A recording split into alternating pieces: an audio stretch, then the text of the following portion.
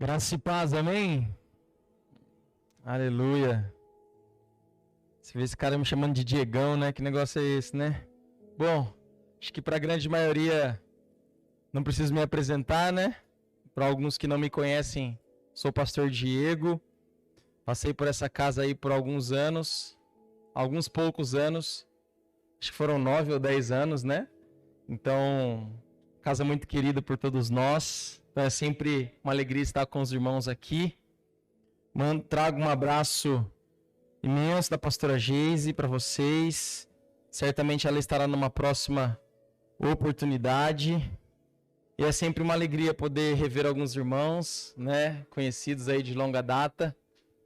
Depois, no final do culto, a gente distribui uns abraços aí. Amém? Para a glória de Deus. Eu quero que você abra sua Bíblia comigo lá no Evangelho de Mateus, no capítulo de número 15.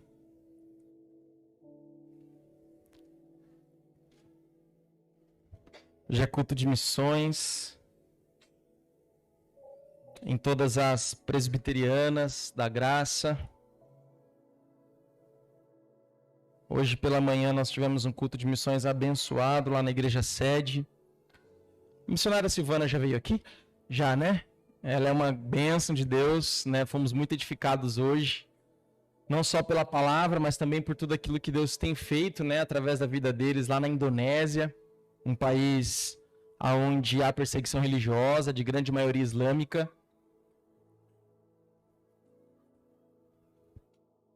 Mês que vem, não percam, irmãos, vocês vão ser edificados por tudo que Deus tem feito, pelos testemunhos do milagre que Deus tem feito naquela nação, de vidas sendo alcançadas na Indonésia. Ela está voltando para o Brasil, ela vai contar um pouquinho da nova atuação deles nesse tempo. Então, não percam, eu tenho certeza que vocês vão ser poderosamente edificados por aquilo que Deus tem feito nas nações. Amém? Todos abriram aí Mateus, capítulo 5, versículo de número 13. Eu falei 15? Perdão, Evangelho de Mateus, capítulo de número 5. Versículo de número 13.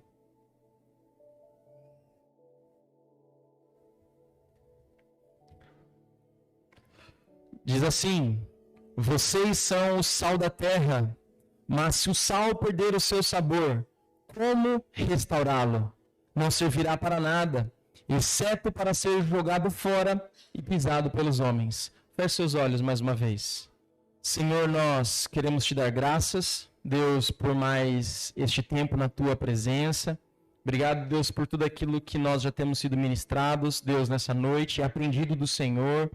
Deus, sobre a nação brasileira, sobre as necessidades que há em nossa nação. Nós observamos, Deus, que há muitos povos ainda que não foram alcançados pelo Teu Evangelho. Há muitos perdidos, ó Pai, que precisam ser alcançados pela Tua Palavra na nossa nação. Esse é um dos objetivos do qual, Pai, nós sempre trazemos à memória a grande importância da obra missionária, da grande comissão, porque como igreja, ó Pai, nós desfrutamos das bênçãos do Seu Evangelho, mas também temos responsabilidades. E nós não queremos nos isentar, ó Pai, em relação àquilo que o Senhor nos chamou. E que a Tua Palavra nessa noite continue, ó Pai, ministrando o nosso coração, ministrando o coração da Tua igreja e gerando esta consciência em nós sobre as responsabilidades que nós temos, ó Pai, perante o Teu Evangelho. Em nome de Jesus. Amém. Glória a Deus. Esse texto é muito conhecido por todos nós. É a continuidade aqui do Sermão do Monte. O Sermão do Monte é a carta magna do reino de Deus, onde Jesus está fazendo aqui uma reinterpretação da lei, ensinando os seus discípulos acerca de qual deve ser a atitude cristã, acerca do que deve ser o comportamento do cristão, daquele que é discípulo de Cristo, daquele que se diz seguidor de Jesus. E aqui no versículo de número 13, Jesus está dizendo aos seus discípulos que eles tinham uma missão, um papel, uma responsabilidade de ser o sal da terra. Nós sabemos, irmãos, que o Evangelho traz consigo as nossas vidas muitas bênçãos. Sermos justificados por Jesus traz a nós o privilégio da presença, da comunhão com Deus, traz para nós essa graça de sermos sustentados por Deus todos os dias, sermos ministrados pela palavra todos os dias, nos deu o acesso à sala do trono, à presença do Pai, à comunhão com o Pai. É maravilhoso saber que o Evangelho traz para nós muitos benefícios, na qual nós não tínhamos quando estávamos distantes de Deus. Mas o Evangelho também traz consigo algumas responsabilidades. O missiólogo Ronaldo Lidório, um homem que nós respeitamos muito na área missionária, e que faz um trabalho muito forte com os ribeirinhos, né? Nós acabamos de falar aqui dos ribeirinhos. O Ronaldo Lidório hoje está em Manaus e ele trabalha fortemente com as comunidades indígenas. Ele fala algo muito interessante acerca da nossa responsabilidade como igreja, de que nós não podemos cair nessa tendência atual de querer usufruir dos benefícios do Evangelho, mas não praticá-lo, mas não pregá-lo, mas não torná-lo conhecido. Nós sabemos que como igreja é uma grande bênção poder desfrutar todas as semanas da palavra de Deus, da presença de Deus, do culto comunitário, da comunhão com os irmãos. Isso é um presente da parte de Deus para as nossas vidas. Isso é algo edificante, algo que nos fortalece para continuar caminhando e vivendo a vida cristã. Mas nós não podemos perder de vista que o Evangelho traz para nós algumas responsabilidades. O Senhor Jesus, quando Ele nos chama, Ele também nos chama para algumas responsabilidades, para um papel muito importante na terra. Nós sabemos que nós não pertencemos a ela. Nós somos peregrinos, nós somos forasteiros, nós não pertencemos a esse mundo, mas nós estamos nele e para exercer algo da parte de Deus. Todos aqui receberam o Espírito Santo, amém? Todos creem aqui em Jesus? Amém? Nós recebemos da parte de Deus o Espírito Santo. E Jesus lá em Atos, no capítulo 1, no versículo de número 8, ele fala que ao crer nele, quando ele partisse, ele derramaria sobre nós o teu Espírito Santo para um propósito. Para quê? Para que nós pudéssemos testemunhar do Evangelho de Jesus, testemunhar das boas novas, tornar o nome de Cristo conhecido. Então o Espírito Santo que habita em mim e habita sobre a sua vida é para que nós sejamos testemunhas de Jesus aonde nós estivermos. É o Espírito Santo que nos capacita a isso. Então é muito bom ser morada do Espírito Santo, amém? Mas isso também traz sobre nós algumas responsabilidades como filhos de Deus, como crentes em Cristo Jesus. Amém? De sermos testemunhas, de tornarmos o nome de Jesus conhecido onde nós estivermos. E aqui Jesus ele inicia esse versículo 13 na parte A afirmando. Jesus está afirmando aqui que os seus discípulos, os seus seguidores, eles são o sal da terra. E o que é ser o sal da terra? Só nesse trecho aqui tem muita coisa boa da parte de Deus para nós aprendermos. Por que Jesus está usando a figura do sal? Certamente, hoje nós temos uma concepção daquilo para que serve o sal, não é verdade? Alguém gosta de comer comida sem sal aqui? Não, né? Como é ruim comer comida sem sal. Mas nós sabemos que uma comida bem temperada, com sal, é muito boa, não é verdade? É uma bênção de Deus e nós usufruímos disso. Mas Jesus está falando aqui para os seus discípulos que eles são o sal da terra. E o que o sal tem a ver com esse texto? E o que o sal representava para aquele tempo? Os gregos diziam que o sal era divino. Obviamente que quando nós comemos uma boa refeição, entendemos a importância do sal.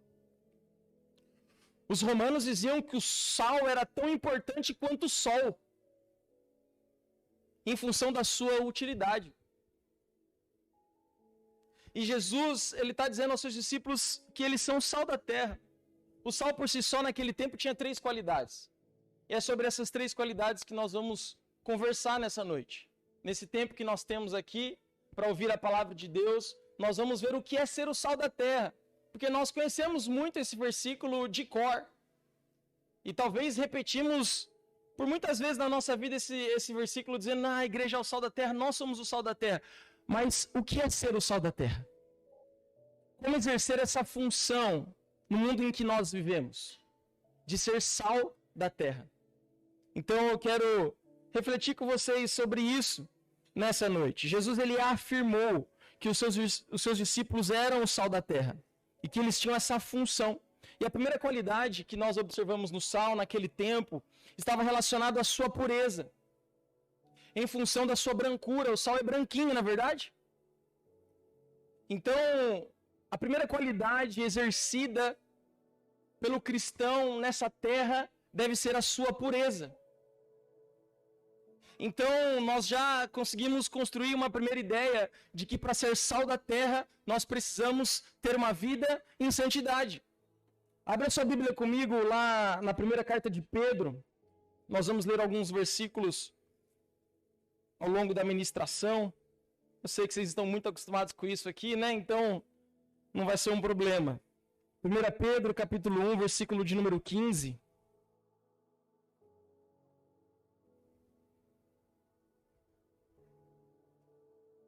Olha o que diz Pedro. Mas assim como é santo aquele que os chamou, sejam santos vocês também, em tudo o que fizerem. Pois está escrito, sejam santos, porque eu sou santo. Então, tudo o que nós devemos fazer deve manifestar a santidade de Deus. Porque olha que é interessante que Pedro não está falando só quando nós estamos na igreja. Mas em tudo o que vocês fizerem, sejam santos, sejam consagrados. Se comportem como filhos de Deus, porque aquele que vos chamou é santo. E ele vos chama para uma vida em santidade. Então, quando falava sobre o sal naquele tempo, e principalmente para os gregos, o sal representava a pureza em função da sua brancura.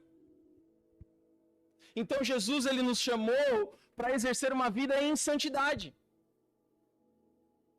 Nós sabemos que a santidade ela tem 3 estágios.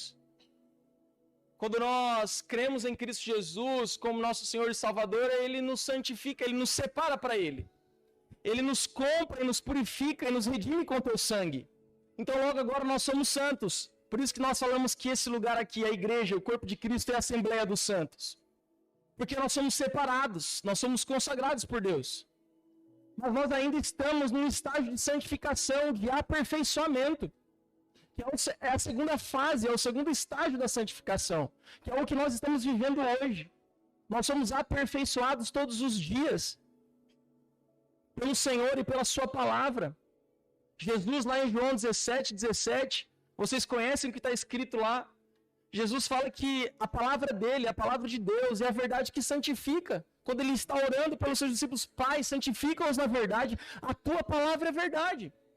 Então nós estamos nessa fase de aperfeiçoamento, de santificação, até que cheguemos no último estágio, a glorificação de nossos corpos, amém? O último estágio da santificação, onde nós não seremos mais afligidos pelo pecado, pela corrupção da nossa carne. Então nós somos chamados para viver uma vida em santidade. E é em tudo que nós fazemos. Por isso que Jesus fala, vocês são o sal da terra. Porque nós exercemos a nossa santidade na nossa vida diária. Em meio à sociedade na qual nós convivemos. No trabalho, na escola, no meio dos nossos, nós devemos ter uma vida santa, pura, piedosa.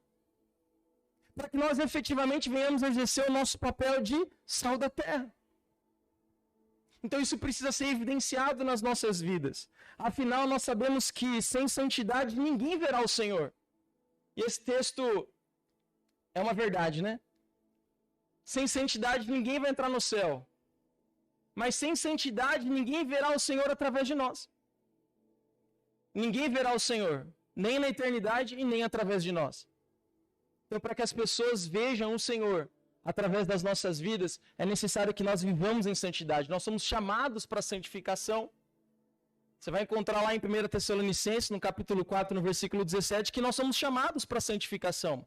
Então, nós temos aqui a primeira qualidade do sal. O sal estava relacionado à pureza, em função da sua brancura. Nós temos vivido num mundo, irmãos, que tem estado cada vez mais impiedoso e imoral. Impiedoso porque as pessoas são aversas a Deus.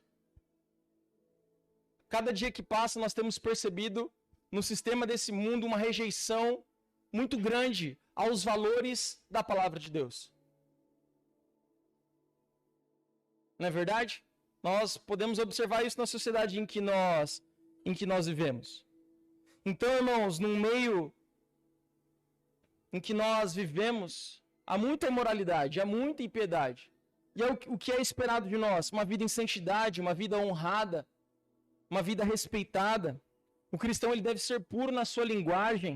O cristão deve ser puro nos seus pensamentos. O cristão deve ser puro na sua conduta onde ele está.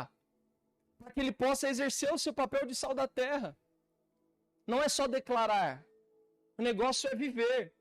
Nós aqui, enquanto estamos reunidos nesse culto, através dos louvores e da adoração, nós somos edificados pela presença de Deus. Mas quando nós sairmos daqui, a segunda-feira vai exigir de nós a nossa responsabilidade de ser sal da terra. De ter uma conduta consagrada diante de Deus, a fim de que Jesus possa ser conhecido através de nós. Então nós não podemos cair neste engano de que somente a contemplação é necessária para as nossas vidas. Não, sim, o cristianismo ele é contemplativo, nós estamos aqui para glorificar a Deus, nós estamos aqui para adorar a Deus e desfrutar da sua presença e da sua comunhão. Mas nós também estamos aqui nessa terra para exercer um papel de influência, de tornar o nome de Cristo Jesus conhecido onde nós estivermos. Então essa é a primeira qualidade daqueles que exercem esse papel de discípulo de Jesus, de ser seu seguidor, de ser puro, de ser como o sal da terra, de ser santo, de ser separado, consagrado. E a segunda qualidade do sal no mundo antigo era o seu poder de conservar. Hoje, quando nós queremos conservar uma comida por mais tempo, o que nós fazemos? O que nós fazemos? Congelamos. Eu brinco, lá em casa, minha esposa gosta de congelar tudo. Eu brinco com ela e falo assim, olha, se você pudesse, para me ter por mais tempo, você me congelaria também. Porque usamos, né, o congelador, às vezes, para manter os alimentos conservados por muito mais tempo. Mas naquele tempo não tinha geladeira. Então o sal ele era usado para quê? Para conservar o alimento. Para que micro-organismos, bactérias, não afetassem, né, o alimento, a carne, e fizessem mal às pessoas. Então o sal, ele era usado para conservar. Quem já foi para o Nordeste, sabe que é muito comum lá, carne, eles chamam de carne de sol, né? Carne salgada, né, Zene? Carne seca. Dá para comer carne seca, Zene, de cara assim? Não dá, né? O que a gente faz? Dessalga, tem que tirar o sal para poder comer, colocar lá naquela feijoadinha ou no feijão, né? Ei, beleza. Aqui eu já comecei a colocar na cabeça, vocês já estão pensando que vocês vão comer depois do culto, né? Mas o sal ele servia para conservar, irmãos. Ele era usado para conservar os alimentos, a fim de que eles não apodrecessem. Ou seja, ele atacava as bactérias que traziam podridão e combatia a infecção de micro-organismos. O cristão, irmãos, deve ser conservador, amém? Amém? Nós somos um povo conservador. Entenda isso, em nome de Jesus. Nós somos um povo conservador. Nós somos chamados por Deus para confrontar tudo aquilo que é contrário à verdade dele. Nós estamos num mundo cada vez mais liberal.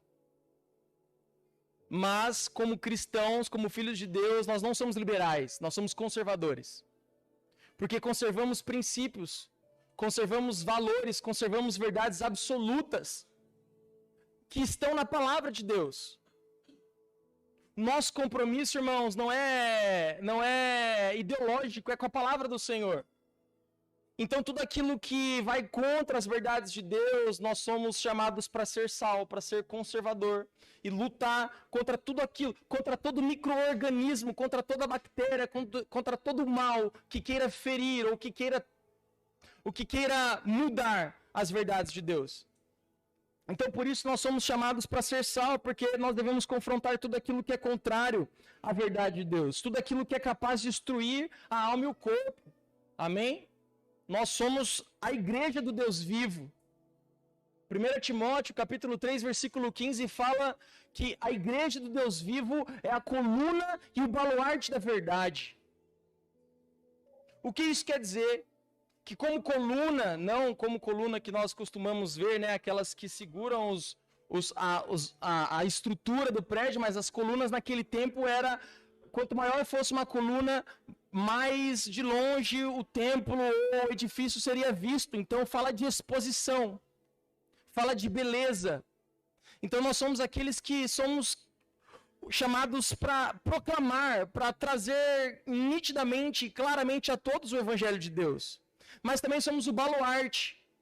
Baluarte fala de defesa, fala de conservação da verdade. Então nós somos a igreja do Deus vivo, coluna e baluarte da verdade. Ao mesmo tempo que nós proclamamos, nós confrontamos tudo aquilo que vai contra as verdades de Deus. E por isso nós somos chamados para sermos conservadores. O cristão autêntico, que é sal da terra, ele é o conservador da verdade.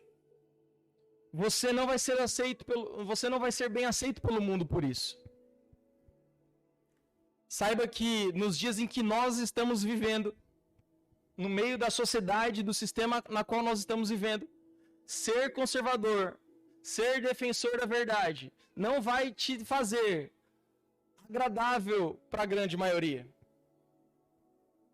Não vai te fazer agradável para a grande maioria. Basta você começar a exercer o seu papel de sal da terra. Você vai ver que você não vai ser agradável para a maioria. Às vezes, nós não deixamos muitos desconfortáveis porque talvez a nossa influência ou talvez o nosso papel de ser sal da terra não esteja tão manifesto assim. Porque basta você exercer o seu papel de sal da terra, de luz do mundo, que você vai perceber que algumas pessoas, você não vai ser tão agradável assim. Ser sal da terra, irmãos, é estar preparado para isso. Se o sistema te aceita bem, se o sistema do mundo te aceita bem, alguma coisa pode estar errada. Porque em algum momento, você vai gerar o desconforto em alguém. Assim como não dessalgar a carne vai gerar uma insatisfação para quem come, assim a sua posição de ser sal da terra vai gerar insatisfação em alguns. E para isso nós precisamos estar preparados. Jesus já havia nos orientado sobre isso. Abra sua Bíblia comigo lá no Evangelho de Mateus.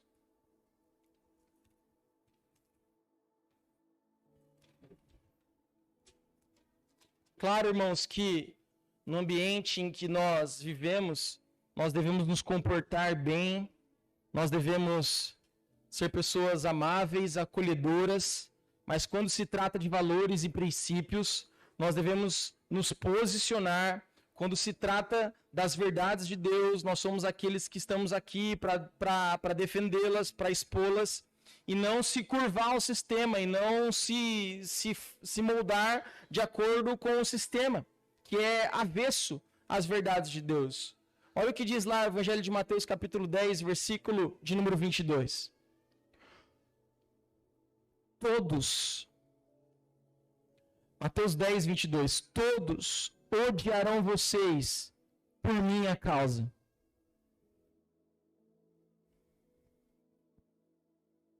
Então, irmãos, quando você se posicionar em favor da verdade, em alguns ambientes que você transita, porque aqui, irmãos, aqui nós estamos entre irmãos em Cristo Jesus, amém?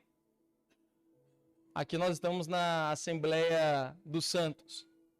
Mas lá fora nós vamos ser colocados diante de desafios, diante de pressões, de um sistema que quer dizer para nós que as nossas verdades não são absolutas, são relativas. E aí vai ser o momento em que nós devemos nos posicionar. E pode ter certeza disso, que como eu disse, para alguns isso não vai ser confortável. E Jesus já havia dito, por causa do meu nome, por minha causa, todos odiarão vocês. Mas aquele que perseverar até o fim, este será salvo. Então, irmãos, não abra mão das verdades de Deus. Não abra mão de ser conservador. De lutar pelos valores que estão incutidos na palavra do Senhor. Esse é nosso papel. Olha o que Jesus vai dizer lá em João, Evangelho de João, capítulo 15. Vire algumas folhas aí, ainda entre os evangelhos, João capítulo 15, versículo de número 18.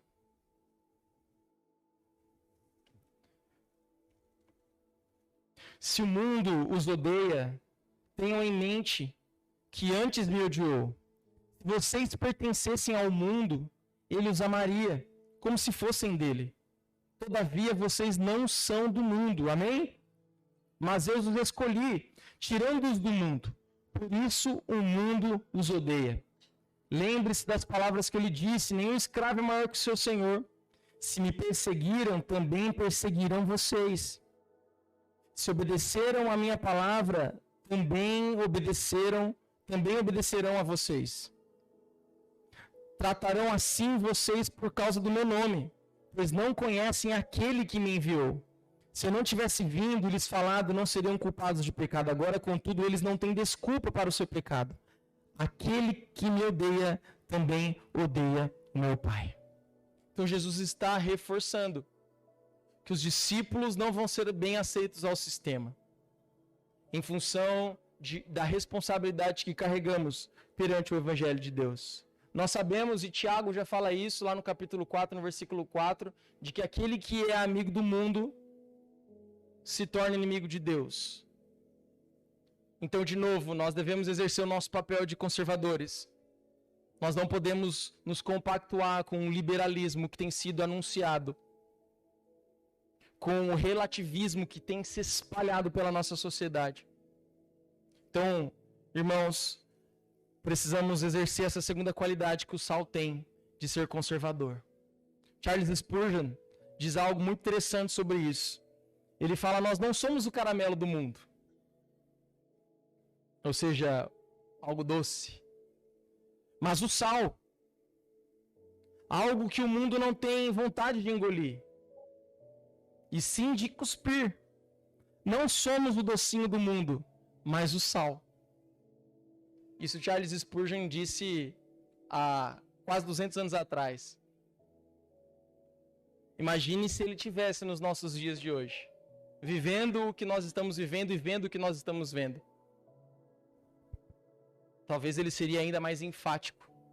Ou talvez ele diria que há muitos que estão no meio do povo de Deus, que estão sendo muito mais docinho para o mundo do que sal. Então, nós não podemos perder de vista o que é ser o sal da terra. O sal da terra implica em pureza.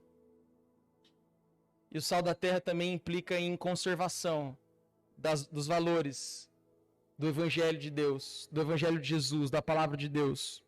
E a terceira qualidade do sal naquele tempo, que talvez recebia o maior destaque, era por conta da sua utilidade. Hoje nós não cozinhamos ou não fazemos comida sem sal, não é verdade? Quando vai fazer um churrasquinho, não dá para fazer sem sal, não é verdade? Aquele churrasquinho, Jales, não dá para fazer assim, aquele salzinho grosso. É necessário, porque ele é útil. Então você já entendeu qual é a terceira qualidade, né? Nós precisamos ser úteis. Nós precisamos fazer a diferença. Nós precisamos dar sabor na vida das pessoas.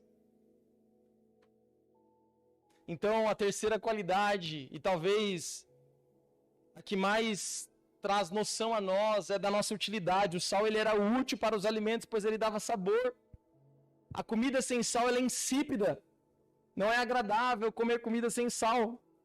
Assim como o cristianismo é para a vida, assim o cristianismo é para a vida o que o sal é para a comida. Então a nossa vida cristã, ela deve ser uma vida útil, precisa dar sabor, precisa ser relevante. O cristianismo que nós vivemos, a vida cristã que nós vivemos, precisa ser relevante nos meios a qual nós vivemos. As pessoas precisam conhecer Jesus através de nós, precisa saber quem somos. A nossa postura, a nossa atitude, o nosso comportamento deve denunciar quem somos. Deve fazer as pessoas saber de onde somos, quem somos, o que cremos. As pessoas devem conhecer a nossa fé através da nossa atitude, através da nossa vida, do nosso comportamento. Então aqui essa terceira qualidade vai falar da relevância das nossas vidas, da relevância da igreja. Irmãos, em um mundo sem esperança, nós somos aqueles que carregamos uma mensagem de esperança. Num mundo que não ouve boas notícias, nós carregamos uma boa notícia, a boa notícia do Evangelho. Um Evangelho de salvação, de vida abundante, de vida transformada, de vida eterna. Nós carregamos uma mensagem de esperança, de alegria para um mundo cada vez mais deprimido. Nós somos aqueles que devemos ter fome e sede de justiça num mundo que está vivendo diante de muitas injustiças. Nós somos aqueles que somos chamados para ter fome e sede de justiça.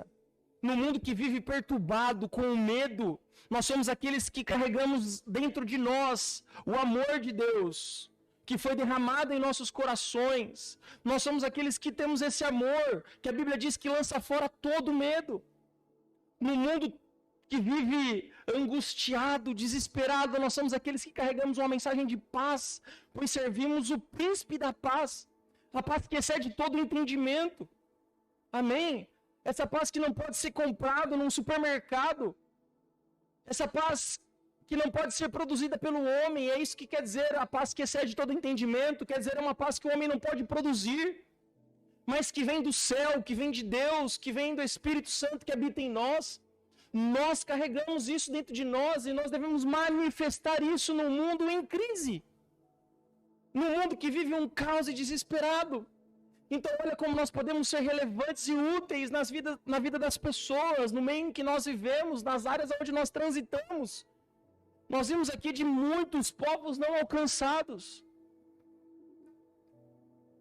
Nós podemos ser úteis na vida das pessoas. Nós somos chamados para isso. Irmãos, nós somos chamados para exercer um papel de relevância, de influência. O sistema, irmãos, a Bíblia diz que o mundo jaz no maligno. Nós não somos chamados para exercer domínio. Nós somos chamados para exercer influência, porque o nosso mundo não é aqui. Jesus já disse, vocês não pertencem a esse mundo, embora estejamos aqui, nós não pertencemos a ele. Nós aguardamos o grande dia em que o Senhor virá para julgar todas as coisas, para junto habitarmos com ele em novos céus e em nova terra. Então nós somos peregrinos, forasteiros, numa terra estranha, num mundo que jaz no maligno, mas enquanto aqui estamos, somos chamados para exercer influência, ser bênção na vida das pessoas, ser útil na vida das pessoas. Nós somos chamados a essa responsabilidade, irmãos. Nós não somos chamados somente para contemplação. Nós somos chamados também para sermos testemunhas de Cristo Jesus aonde nós estivermos. O Espírito Santo habita em nós, ele nos capacita para isso. Ele nos traz para esse momento de comunhão, mas ele também nos leva para os momentos em que nós devemos testemunhar do Evangelho de Jesus. Nós estamos num culto de missões. Como o Maicon disse, nós temos o privilégio de ver as necessidades, orar, interceder. Nós também temos o privilégio de ofertar e abençoar a obra missionária, a vida dos nossos missionários que estão no campo. Nem todos são missionários. Quando nós estudamos na missiologia, eles separam muito bem uma coisa da outra, porque às vezes alguém fala, somos todos missionários, né? Dependendo do ponto de vista em que nós enxergamos isso, ok, todos nós estamos debaixo de uma missão. Todos nós somos chamados para sermos testemunhas de Cristo Jesus. Mas sabemos que nem todos vão ser enviados para outros campos. Sabemos que nem todos vão ser enviados a povos transculturais ou a povos ainda não alcançados. Como os sertanejos, por exemplo. Sertanejos são aqueles que estão no sertão do nosso país, amém, irmãos? Apesar que tem muitos sertanejos que também precisam de Jesus. Eles também precisam ser alcançados por Deus. Amém? Então, nem todos vão para esses povos. Mas todos nós, ninguém pode chegar diante de Deus e dizer que não tem um chamado para ser testemunha. Porque o Espírito Santo foi derramado sobre a sua vida. Então você tem a responsabilidade de ser uma testemunha. Não só de ser um contemplador, mas também de ser uma testemunha do Evangelho de Jesus aonde você está. Na sua casa, na sua família, no seu trabalho, na sua escola, você foi chamado para ser sal da terra, amém? Sal da terra e luz do mundo. Porque ser sal na igreja e luz do mundo e luz na igreja, irmãos, é tranquilo. O negócio é ser luz do mundo. O negócio é ser sal na terra. E essa é a nossa responsabilidade, que nós não podemos transferir para ninguém. Não é só a responsabilidade do evangelista, não é só a responsabilidade do pastor ser sal da terra e luz do mundo. É a responsabilidade de todo discípulo de Cristo. Há discípulos de Cristo aqui, amém? Então essa é a sua responsabilidade. Não se isente dela, não seja negligente. Você foi chamado para viver em santidade, você foi chamado para ser conservador, mas também foi chamado para ser útil na vida das pessoas. Então seja útil na vida das pessoas, seja sal da terra, amém? Esse é o nosso chamado, é para isso que Deus nos chamou, para isso que o Senhor te chamou. Embora você não pertença a esse mundo, você não pode ser negligente quanto a essa responsabilidade que temos de sermos úteis como igreja. Joe Wesley, ele diz algo muito interessante: o Evangelho de Cristo não conhece santidade que não seja a santidade social, ou seja, nossa santidade deve ser manifesta em sociedade, aonde nós vivemos. Nós somos chamados para exercer influência como testemunhas do Evangelho. Nós não pertencemos a este mundo, somos peregrinos de Deus. Então, para nós caminharmos para o fim, nós temos aqui 3 lições nesse versículo. Olha quanta coisa nós aprendemos da parte de Deus só nesse trechinho do versículo 13. Eu ainda nem falei do versículo 14, também não vou falar porque não tem tempo. Mas entenda isso nessa noite, que nós temos o privilégio de desfrutar da comunhão de Deus, da comunhão da igreja, da comunhão dos irmãos. Nós temos o privilégio de sermos abençoados a cada culto pela palavra de Deus, pelo Espírito Santo que se manifesta em nosso meio, através das nossas vidas. Mas nós não podemos esquecer que nós temos uma responsabilidade de, ao sair por aquelas portas, de ser sal da terra, de ser luz do mundo. Então, para isso, irmãos, nós precisamos desses 3 aspectos importantes das nossas vidas, dessas 3 qualidades. Isso deve estar presente na vida de cada crente. Quais são eles? Primeiro, precisamos viver uma vida em santidade. Segundo, nós precisamos ser os conservadores da verdade de Deus. E terceiro, nós precisamos ser úteis, relevantes na vida das pessoas.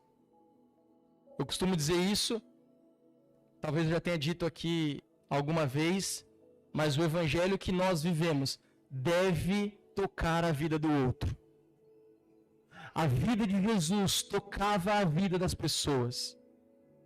Por onde ele passava, ele tocava a vida das pessoas. Então, por onde nós passamos, nós devemos tocar a vida das pessoas. E para isso nós devemos ter essas qualidades: uma vida santa, uma vida conservadora da verdade e uma vida útil, de relevância na vida das pessoas. Amém? E não exercer essa responsabilidade tem uma consequência. Não poderia deixar de ler a parte B desse versículo, lá em Mateus capítulo 5, finalizando o versículo 13 e finalizando a mensagem. Jesus então afirma: vocês são o sal da terra, mas se o sal perder o seu sabor, como restaurá-lo? Não servirá para nada, exceto para ser jogado fora e pisado pelos homens. Irmãos, se não vivemos uma vida santa, se não conservamos a verdade, se não formos úteis e relevantes na vida das pessoas, por contraste somos, quem não é útil, é inútil.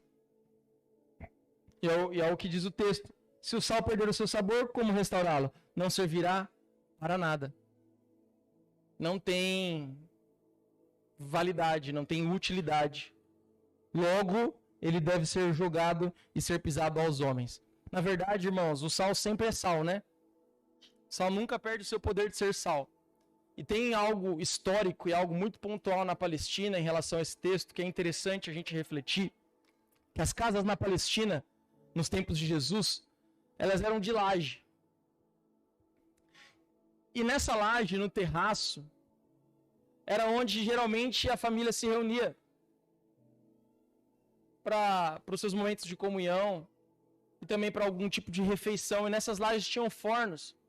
E esses fornos tinham sobre a sua laje sal, porque o sal ele era jogado lá para poder, porque ele era útil para reter calor.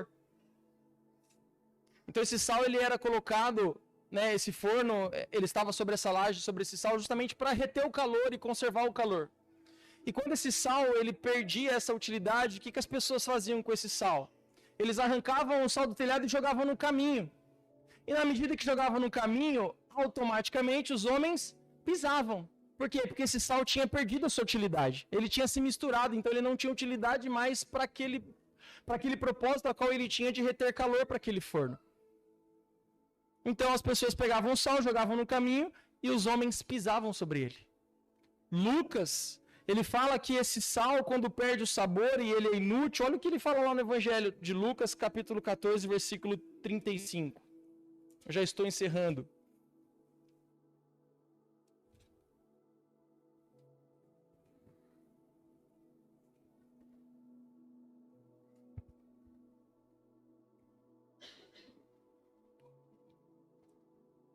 O sal é bom. Amém? O sal é bom. Mas se ele perder o sabor, como restaurá-lo? Não serve nem para o solo e nem para adubo. É jogado fora. Aquele que tem ouvidos, ouça. Então, não servia nem para adubo, irmãos. Então era jogado aos homens e os homens pisavam sobre ele. Não tinha utilidade nenhuma. Então, como consequência, nós temos uma missão de ser sal da terra. Mas também nós temos uma consequência quando não exercemos o nosso papel de ser sal da terra. De inutilidade. De não servir para nada. Mas nós somos chamados, amém? Para viver uma vida em santidade. Para conservar a verdade de Deus. E para ser útil na vida das pessoas. Então, como igreja, nós precisamos ser úteis na vida das pessoas. Que sejamos enxergados assim pelo nosso Senhor. Que sejamos assim enxergados por Deus. Homens e mulheres que sejam efetivamente sal da terra. Como eu disse, é sal da terra, amém? Ser sal na igreja é fácil. Porque a gente acha que todo mundo aqui é sal, todo mundo aqui é luz. Só o Senhor sabe, né? Mas nós somos chamados para ser luz do mundo.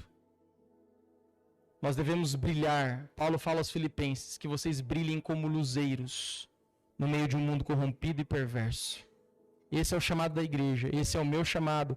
Esse é o teu chamado. O Espírito Santo habita em mim, habita em você, para exercermos esse chamado de ser sal da terra e luz do mundo. Amém? Eu queria te convidar a se colocar de pé. Nós vamos orar agradecendo a Deus pela palavra